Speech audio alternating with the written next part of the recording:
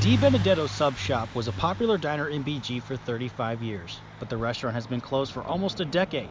Original owner Ralph Di Benedetto has been looking to reopen business for quite some time since then. He saw an opportunity with BG Burgers owner Chris Klein. The men partnered to bring back the Di Benedetto sandwiches at BG Burgers. Klein says the initial reaction has been well received in the community. Every reaction was like, oh my God, this is amazing.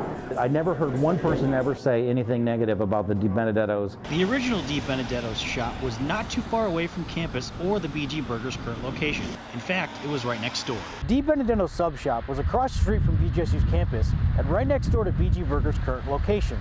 Di Benedetto and Klein wanted to recreate the sentimental feeling customers had when they walked into the old store. And the main goal was actually to not have anybody walk in here and say it's not the same. BG Burgers will be using the same meats, sauces, and bread as Di Benedetto's did back in the day.